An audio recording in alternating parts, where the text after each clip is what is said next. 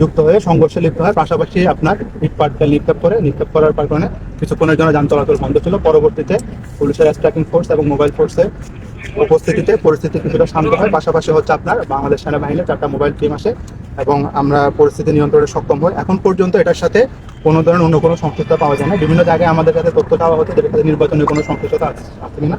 আমরা এখন পর্যন্ত আপনাদেরকে দায়িত্বহীন ভাষায় বলতে চাই, এখন পর্যন্ত আমরা যে সকল তথ্য উপাত্ত সংগ্রহ করেছি এটার সাথে আপনার নির্বাচনের কোনো ধরনের কোনো সংশ্লিষ্টতা নেই, পাশাপাশি কোনো রাষ্ট্রদের সংশ্লিষ্টতা নেই। সিলেট মেট্রো করিডোর পুলিশের মাননীয় কমিশনার মহোদয়ের সার্বিক তত্ত্বাবধান এবং ডিসি উত্তর স্যারের সার্বিক নির্দেশে আমরা এই বিষয়টা নিয়ন্ত্রণ আনতে সক্ষম হয়। পাশাপাশি আপনার ইটপাটকেল নিক্ষেপে যে কয়েকজন আহত হওয়ার সংবাদ আমরা পাই, তাদেরকে আমরা তাদের তথ্য সরবরাহ করবো। তো আপনার এই ঘটনার রহস্যটা উদ্ঘাটনের আমরা চেষ্টা করছি এবং পাশাপাশি আমরা আমাদের উপাত্ত সংগ্রহ করার চেষ্টা এখন পর্যন্ত অব্যাহত আছে। এবং আপনাদের কাছে আমাদের একটা রিকোয়েস্ট যে আপনাদের কাছে যদি কোনো তথ্য থাকে সেটা আপনারা আমাদের সাথে সংগ্রহ করবেন, আমাদের সাথে আপনারা এক্সচেঞ্জ করবেন, আমরা সেটা সমন্বয় করে এবং সেটা তথ্যপত্র বিশ্লেষণ করে তদন্ত ব্যবস্থা নেব। এখন পর্যন্ত আমাদের কোনো তথ্য না, তারপরে যদি কেউ হয় সেটা আমরা আপনাদেরকে জানাবো। আমি Debashish Das, ADC North east.